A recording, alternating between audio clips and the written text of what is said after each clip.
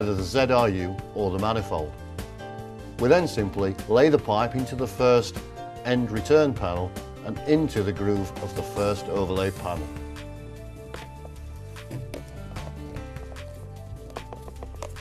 And simply work back from that position.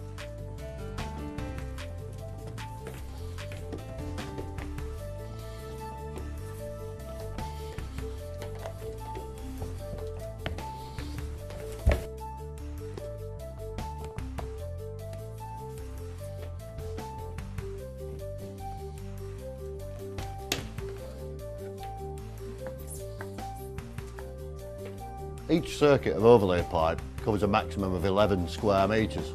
So once that area has been completed, simply put the pipe in the last end return and return it along the pipe plate back to the ZRU or manifold, leaving space behind that pipe for subsequent rows and connections of pipework.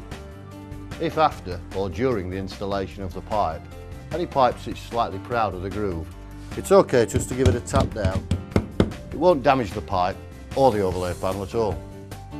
Overlay light panels for lightweight floor coverings are laid in exactly the same way.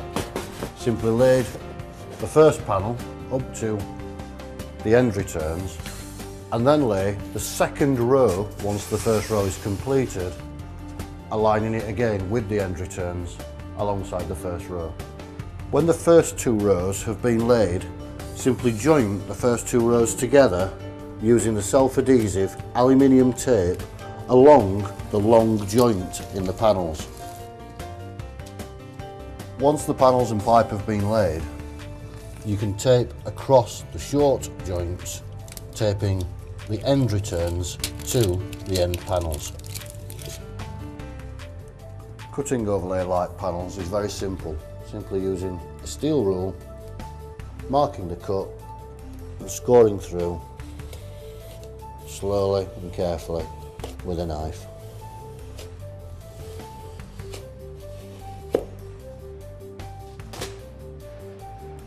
Once the pipe has been laid, the panels can be taped together across the shorter joints using the aluminium tape, also securing the pipe in position until the floor covering is laid.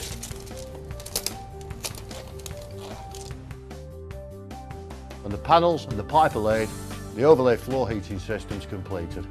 All that's now left to do is to put the floor covering down. If you're choosing laminate or tiles, this can go directly on top of the overlay floor heating system. Alternatively, if you're using carpet or vinyl, simply lay a 6mm ply over the top of the overlay before you lay the floor covering, obviously making sure that you don't staple the pipes during the installation of the plywood.